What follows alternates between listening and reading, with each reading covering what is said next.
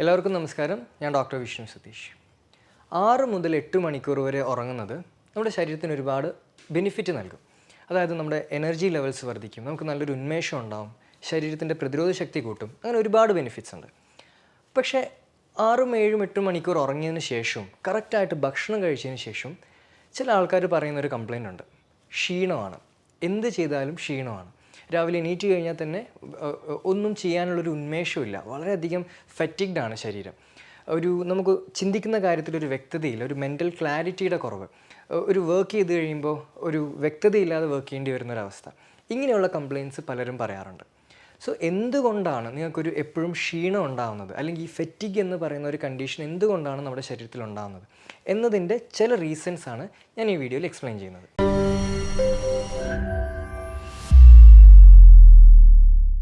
ക്ഷീണം ഉണ്ടാകാനുള്ള ആദ്യത്തെ കാരണം എന്ന് പറയുന്നത് ഒരു ഹോർമോണാണ്, ഇൻസുലിൻ എന്ന് പറയുന്ന ഹോർമോൺ. നമുക്കറിയാം, ഇൻസുലിൻ കുറഞ്ഞു കഴിഞ്ഞാൽ പ്രമേഹം എന്ന് പറയുന്നൊരു കണ്ടീഷൻ വരും, ഒരു അസുഖം വരും. അതുപോലെ തന്നെ ഇൻസുലിൻ കൂടിക്കഴിഞ്ഞാലും, ഇപ്പോൾ ശരിക്കും പറഞ്ഞു കഴിഞ്ഞാൽ ഇൻസുലിൻ കൂടുതലുള്ളത് കൊണ്ടാണ് പ്രമേഹം വരുന്നത്. അതായത് ഇൻസുലിൻ റെസിസ്റ്റൻസ് എന്ന് പറയുന്നൊരു കണ്ടീഷനാണ് പ്രമേഹം, അതുപോലെ തന്നെ സ്ത്രീകളിലുണ്ടാകുന്ന PCOD, ഈ ഗർഭാശയത്തിൽ മുഴയുണ്ടാകുന്ന കണ്ടീഷൻസ്, ഇങ്ങനെയുള്ള അസുഖങ്ങൾ ഉണ്ടാക്കുന്നത് ഇൻസുലിൻ റെസിസ്റ്റൻസ് എന്ന് പറയുന്ന ഒരു കണ്ടീഷനാണ്. എന്താണ് ഈ ഇൻസുലിൻ റെസിസ്റ്റൻസ്? നമ്മുടെ ശരീരത്തിൽ ഇൻസുലിൻ്റെ അളവ് കൂടുന്നു. എന്തുകൊണ്ടാണ് ഇൻസുലിൻ്റെ അളവ് കൂടുന്നത്? ഉദാഹരണത്തിന്, നമ്മൾ ഭക്ഷണം കഴിച്ചു കഴിഞ്ഞാൽ, ഇപ്പോൾ നമ്മൾ ചോറ്, ചപ്പാത്തി അങ്ങനെയുള്ള ഭക്ഷണങ്ങൾ കഴിച്ചു കഴിഞ്ഞാൽ നമ്മുടെ ശരീരത്തിൽ ഗ്ലൂക്കോസിൻ്റെ അളവ് വർദ്ധിക്കും. സോ ഈ വർദ്ധിച്ചിരിക്കുന്ന ഈ ഗ്ലൂക്കോസിനെ കോശങ്ങളുടെ അകത്തോട്ട് കൊണ്ടുപോകാൻ സഹായിക്കുന്ന ഹോർമോണാണ് ഇൻസുലിൻ. സോ ഈ ഇൻസുലിൻ ഈ ഗ്ലൂക്കോസിനെ എടുത്തിട്ട് കോശങ്ങളുടെ അകത്തോട്ട് കൊണ്ടുപോകും. പക്ഷേ ഇൻസുലിൻ റെസിസ്റ്റൻസിൽ എന്താ സംഭവിക്കുന്നത്? ഈ ഇൻസുലിൻ കോശങ്ങളുടെ അകത്തോട്ട് കയറി പോകാൻ പറ്റുന്നില്ല, അവിടെ ഒരു റെസിസ്റ്റൻസ് ഉണ്ട്, അല്ലെങ്കിൽ ആ ഡോറ് ബ്ലോക്ക്ഡ് ആണ്. അങ്ങനെ വരുമ്പോൾ എന്താ സംഭവിക്കുക? ഈ ഇൻസുലിനും ഗ്ലൂക്കോസും രണ്ടും ബ്ലഡിൽ തന്നെ, രക്തത്തിൽ തന്നെ കെട്ടിക്കിടക്കും. അതായത് നമ്മളൊരു പഴഞ്ചൊല്ല് പറയാറുണ്ടല്ലോ, വെള്ളം വെള്ളം സർവത്ര തുള്ളി കുടിക്കാനില്ലത്ര എന്നൊരു കണ്ടീഷനാണ് ഇവിടെ വരുന്നത്. അതായത് ശരീരത്തിൽ ഒരുപാട് ഗ്ലൂക്കോസും ഇൻസുലിനും കൂടിക്കൊണ്ടിരിക്കുകയാണ്, പക്ഷേ കോശങ്ങളുടെ അകത്ത് ഒട്ടും തന്നെ അവൈലബിലിറ്റി ഇല്ല. അപ്പോൾ കോശങ്ങളുടെ അകത്ത് ഗ്ലൂക്കോസ് കിട്ടിയില്ലെങ്കിൽ എനർജി ഉൽപ്പാദിപ്പിക്കാൻ പറ്റില്ല, ആൾക്കാർക്ക് വളരെയധികം ക്ഷീണം അനുഭവപ്പെടും. സോ ഈ ഇൻസുലിൻ റെസിസ്റ്റൻസ് എന്ന് പറയുന്ന ഈ ഒരു കണ്ടീഷൻ ഉണ്ടായിക്കഴിഞ്ഞാൽ അതിഭയങ്കരമായിട്ടുള്ള ഫറ്റിഗ്നെസ് ശരീരത്തിലുണ്ടാകും. സോ ഇൻസുലിൻ കുറച്ച് കഴിഞ്ഞാൽ ഓട്ടോമാറ്റിക്കലി ആ ഡോറിൻ്റെ സെൻസിറ്റിവിറ്റി ബെറ്റർ ആവുകയും ഗ്ലൂക്കോസ് കോശങ്ങളുടെ അകത്തോട്ട് പോകാനും തുടങ്ങും. അപ്പോൾ പിന്നെ നമ്മുടെ ക്ഷീണം വളരെയധികം ക്ഷീണം നന്നായിട്ട് കുറച്ച് കൊണ്ടുവരാൻ പറ്റും. സോ ചില ആൾക്കാർ പറയാറുണ്ട്, ചോറും അല്ലെങ്കിൽ ചപ്പാത്തിയും കഴിച്ചില്ലെങ്കിൽ ക്ഷീണം ഉണ്ടാവില്ലേ, ക്ഷീണം വരില്ലേ എന്നൊക്കെ പറയും. പക്ഷേ ശരിക്കും പറഞ്ഞു കഴിഞ്ഞാൽ ഇൻസുലിൻ റെസിസ്റ്റൻസ് ഉള്ള ഒരാൾക്ക് ചോറിൻ്റെയും ചപ്പാത്തി അല്ലെങ്കിൽ ഗ്രെയിൻസ് എന്ന് പറയുന്ന കാറ്റഗറി കുറച്ച് കഴിക്കുമ്പോഴാണ് ശരിക്കും എനർജി ലെവൽസ് കൂടുന്നത്. അതുകൊണ്ടാണ് പ്രമേഹമുള്ള ആൾക്കാരോട് ഈ ഗ്രെയിൻസ് കുറച്ച് കഴിക്കണം എന്ന് പറയുന്നത്. വെയിറ്റ് കൂടുന്ന ആൾക്കാരോട് ഗ്രെയിൻസ് കുറച്ച് കഴിക്കണം എന്ന് പറയുന്നതിൻ്റെയൊക്കെ സയൻറ്റിഫിക് ആയിട്ടുള്ള കാരണം ഇതാണ്, ഈ ഇൻസുലിൻ്റെ ലോഡ് ശരീരത്തിൽ കുറയ്ക്കാൻ വേണ്ടിയിട്ട്. സോ ഇൻസുലിൻ റെസിസ്റ്റൻസ് കുറച്ച് കൊണ്ടുവന്നു കഴിഞ്ഞാൽ നിങ്ങളുടെ ക്ഷീണം പൂർണ്ണമായിട്ട് നമുക്ക് ഭേദമാക്കാൻ പറ്റും. അതുപോലെ തന്നെ നമ്മൾ കാർബോഹൈഡ്രേറ്റ് അല്ലെങ്കിൽ ഗ്രെയിൻസ് കുറച്ച് കഴിക്കുന്നതിൻ്റെ കൂടെ തന്നെ നമ്മൾ കൂട്ടി കഴിക്കേണ്ടതാണ് പ്രോട്ടീനും ഫാറ്റും. അപ്പോൾ പ്രോട്ടീൻ, ഇപ്പോൾ എഗ്സ് ആയിക്കോട്ടെ അല്ലെങ്കിൽ മീൻ ആയിക്കോട്ടെ, അതിൻ്റെ പോർഷൻ കൂട്ടി കഴിക്കുക, വെജിറ്റബിൾസ് കൂട്ടി കഴിക്കുക. പക്ഷേ ചോറ്, ചപ്പാത്തി, റാഗി ഇങ്ങനെയുള്ള ധാന്യങ്ങൾ, ഗ്രെയിൻസിൻ്റെ അളവ് നന്നായിട്ട് കുറയ്ക്കുക. സോ ഇൻസുലിൻ റെസിസ്റ്റൻസ് കുറയും, നിങ്ങളുടെ എനർജി ലെവൽ നന്നായിട്ട് കൂടും. സോ ശരീരത്തിൽ ഉയർന്നു നിൽക്കുന്ന ഇൻസുലിനാണ് ക്ഷീണം ഉണ്ടാക്കുന്നത്. അതാണ് ആദ്യത്തെ കാരണം. ഇനി രണ്ടാമത്തെ കാരണം മിനറൽ ഡെഫിഷ്യൻസി. മിനറൽ അല്ലെങ്കിൽ ചില വൈറ്റമിൻ നമ്മുടെ ശരീരത്തിൽ ഡെഫിഷ്യൻ്റ് ആണെങ്കിൽ അതും അതിഭയങ്കരമായിട്ടുള്ള ക്ഷീണം ഉണ്ടാക്കും. ആദ്യത്തെ മിനറൽ ഏതാണെന്ന് ചോദിച്ചു കഴിഞ്ഞാൽ അയൺ. നമ്മുടെ ശരീരത്തിൽ അയറൺ കണ്ടൻറ്റ് കുറഞ്ഞു കഴിഞ്ഞാൽ, അതായത് അനീമിയ എന്ന് പറയുന്നൊരു കണ്ടീഷൻ ഉണ്ടായിക്കഴിഞ്ഞാൽ, അനീമിയ ഉള്ളവരോട് ചോദിച്ചാൽ തന്നെ അവർ പറയുന്നൊരു കാര്യമുണ്ട്, ക്ഷീണമാണ്, എപ്പോഴും ക്ഷീണമാണ്, ഏത് സമയം കിടന്നുറങ്ങണം എന്നുള്ളൊരു ടെൻഡൻസിയാണ് അവർക്കുണ്ടാകുന്നത്. കുറച്ച് നടന്നു കഴിഞ്ഞാൽ തന്നെ നെഞ്ചിടിപ്പ്, ക്ഷീണം, ഇങ്ങനെയുള്ള സിംറ്റംസ് ഒരുപാട് അവർ പറയും. ഇതിൻ്റെ കാരണം എന്താണെന്ന് വെച്ച് കഴിഞ്ഞാൽ, നമ്മുടെ ശരീരത്തിൽ അയണിൻ്റെ കണ്ടൻറ്റ് കുറഞ്ഞു കഴിഞ്ഞാൽ നമ്മുടെ കോശങ്ങളിലേക്കുള്ള ഓക്സിജൻ്റെ ലഭ്യത കുറയും. ഓക്സിജൻ്റെ ലഭ്യത ഇല്ലെങ്കിൽ ശരീരത്തിൽ എനർജി പ്രൊഡക്ഷൻ ഉണ്ടാവില്ല, അത് ക്ഷീണത്തിലോട്ട് ലീഡ് ചെയ്യും. സോ അനീമിയ അല്ലെങ്കിൽ അയൺ ഡെഫിഷ്യൻസി ഉള്ളവർ അയൺ കണ്ടൻറ്റ് ശരീരത്തിൽ കൂട്ടുന്നത് വളരെ ഇമ്പോർട്ടൻ്റ് ആണ് ക്ഷീണം മറികടക്കാൻ വേണ്ടിയിട്ട്. സോ അതിന് കൂടുതലായിട്ട് നമ്മൾ റെഡ് കളറായിട്ടുള്ള ഫ്രൂട്ട്സ് അധികം നമ്മുടെ ശരീരത്തിൽ റെഡ് കളറായിട്ടുള്ള ഫ്രൂട്ട്സ് നമ്മുടെ ഡയറ്റിൽ കൂടുതൽ ഇൻക്ലൂഡ് ചെയ്യുക. പ്രത്യേകിച്ച് ഈ പോമോഗ്രാനൈറ്റ്, വാട്ടർമെലൺ. ഹീമോഗ്ലോബിൻ ലെവൽസ് കൂട്ടാൻ വേണ്ടിയിട്ട് വീറ്റ് ഗ്രാസ് ജ്യൂസ് ഡെയിലി ഒരു ടീസ്പൂൺ അല്ലെങ്കിൽ 2 ടീസ്പൂൺ വീറ്റ് ഗ്രാസ് ജ്യൂസ് വെള്ളത്തിൽ മിക്സ് ചെയ്ത് കഴിക്കുന്നതും വളരെ വളരെ എഫക്റ്റീവാണ്. ഇനിയിപ്പോൾ സപ്ലിമെൻറ്റേഷനാണ് ചെയ്യുന്നതെങ്കിൽ നിങ്ങൾ അയൺ കണ്ടൻറ്റ് കൂട്ടേണ്ട സപ്ലിമെൻറ്റിനെയാണ് ലാക്ടോഫെറിൻ എന്ന് പറയുന്നത്. ഒരു 500 mg ലാക്ടോഫെറിൻ കഴിക്കുന്നത് പെട്ടെന്ന് തന്നെ നമ്മുടെ ശരീരത്തിലെ അയൺ കണ്ടൻറ്റ് അല്ലെങ്കിൽ ഫെറിറ്റിൻ കണ്ടൻറ്റ് വർദ്ധിപ്പിക്കാൻ സഹായിക്കും. രണ്ടാമത്തെ മിനറലാണ് മഗ്നീഷ്യം. സോ ഈ ക്ഷീണമുള്ളവർ അറിയേണ്ട മറ്റൊരു കാര്യമാണ്, നമ്മുടെ ശരീരത്തിൽ കോശങ്ങളുടെ അകത്ത് എനർജി പ്രൊഡ്യൂസ് ചെയ്യുന്ന ഒരു ഫാക്ടറി ഉണ്ട്. അതിനെ പറയുന്ന പേരാണ് മൈറ്റോകോൺട്രിയ. അപ്പോൾ നമ്മൾ കഴിക്കുന്ന ഭക്ഷണത്തിൽ നിന്നുണ്ടാകുന്ന ഗ്ലൂക്കോസ് കോശങ്ങളുടെ അകത്തെത്തി മൈറ്റോകോൺട്രിയയിൽ വെച്ചിട്ടാണ് എനർജി ആയിട്ട് കൺവേർട്ട് ആവുന്നത്.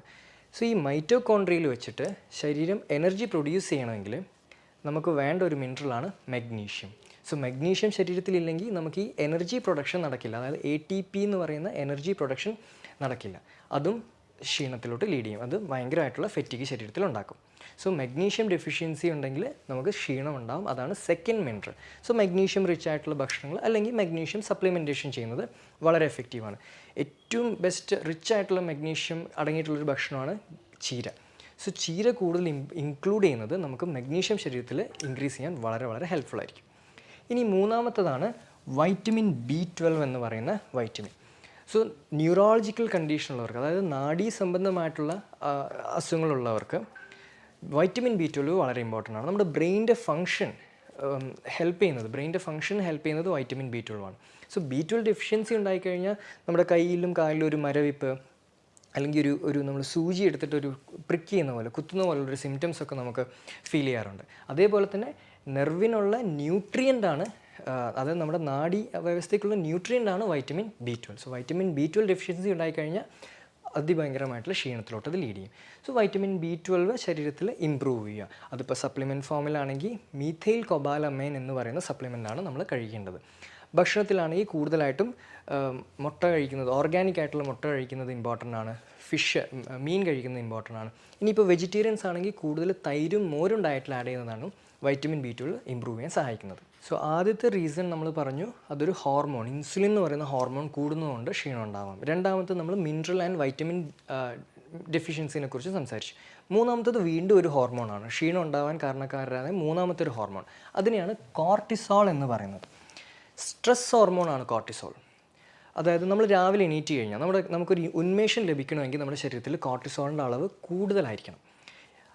അതുകൊണ്ട് തന്നെ ചിലവർ പറയും രാവിലെ എണീറ്റ് കഴിഞ്ഞാൽ ക്ഷീണമാണ്, പക്ഷേ ഞാനൊരു കോഫിയൊക്കെ കുടിച്ച് കഴിഞ്ഞാൽ എനിക്ക് നല്ലൊരു എനർജി ലെവൽ കിട്ടുന്നുണ്ട്. ഇത് കോർട്ടിസോളിൻ്റെ ലഭ്യത ശരീരത്തിൽ കുറയുന്നതുകൊണ്ടാണ്. കോർട്ടിസോൾ രാവിലെ കുറവാണെങ്കിൽ വളരെയധികം അതികഠിനമായിട്ടുള്ള ക്ഷീണമായിരിക്കും ശരീരത്തിൽ എക്സ്പീരിയൻസ് ചെയ്യുന്നത്. പക്ഷേ ഒരു ഈവനിങ് ഒക്കെ ആകുമ്പോഴേക്കും അതേപോലെ തന്നെ ആൾക്കാർ പറയും ഈ എനർജി ലെവൽ ഈവനിങ് ആകുമ്പോഴേക്കും ബെറ്ററാണ്. കാരണം ഈവനിങ് ആകുമ്പോഴേക്കും കോർട്ടിസോൾ കൂടും, പക്ഷേ എഗെയിൻ ഈവനിങ് വീണ്ടും കോർട്ടിസോളിൻ്റെ അളവ് കുറഞ്ഞു വരും. സോ ഈ കോർട്ടിസോൾ നമ്മുടെ ശരീരത്തിൽ മോർണിംഗ് ടൈമിൽ കുറവാണെങ്കിൽ നമുക്ക് വളരെയധികം ക്ഷീണം എക്സ്പീരിയൻസ് ചെയ്യാം. അതുപോലെ തന്നെ ചിലവരുടെ ബോഡിയിൽ കാണുന്ന വേറൊരു പാറ്റേൺ ആണ് കോർട്ടിസോൾ നൈറ്റ് ടൈമിൽ ഒരുപാട് അധികമാവുക എന്നുള്ളത്. സോ രാത്രി കാലങ്ങളിൽ കോർട്ടിസോൾ കൂടി നിൽക്കുന്നത് ചിലവർക്ക് ഉണ്ടാകുന്ന ഒരു പ്രശ്നമാണ്. ഈ കോർട്ടിസോളിൻ്റെ ലെവൽ രാത്രി കാലങ്ങളിൽ കൂടി നിൽക്കുക എന്നുള്ളത്. കോർട്ടിസോൾ രാത്രി കാലങ്ങളിൽ കൂടി നിന്ന് കഴിഞ്ഞാൽ അത് ഉറക്കമില്ലായ്മയിലേക്ക് ലീഡ് ചെയ്യും.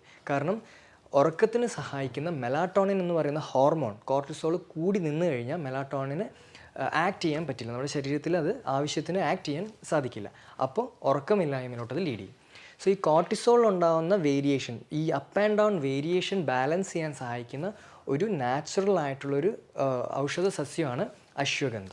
സോ അതുകൊണ്ടാണ് അശ്വഗന്ധ കഴിക്കുന്നവർക്ക് ഉറക്കത്തിലുണ്ടാകുന്ന വേരിയേഷൻസ് ഇമ്പ്രൂവ് ആവുകയും അതുപോലെ തന്നെ അവരുടെ എനർജി ലെവലിൽ ഒരുപാട് ഇമ്പ്രൂവ്മെൻറ്റ് കിട്ടുകയും ചെയ്യുന്നത്. ഓക്കെ, സോ അങ്ങനെ 3 കാര്യങ്ങളാണ് മെയിനായിട്ടും പറയുന്നത്. ഒന്ന്, ഇൻസുലിൻ റെസിസ്റ്റൻസ്, ശരീരത്തിൽ ഇൻസുലിൻ എന്ന് പറയുന്ന ഹോർമോൺ കൂടുമ്പോഴുണ്ടാകുന്ന പ്രശ്നം ക്ഷീണത്തിലോട്ട് ലീഡ് ചെയ്യും.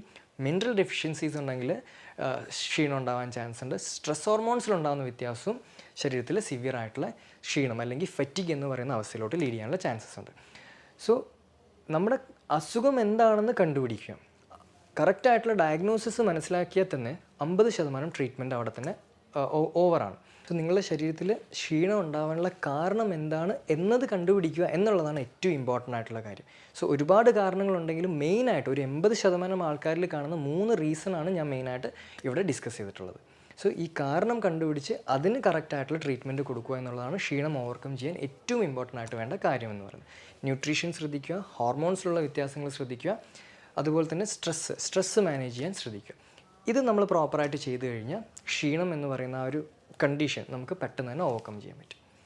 മറ്റൊരു വീഡിയോയുമായി കാണുന്നവരെല്ലാവർക്കും നന്ദി, നമസ്കാരം.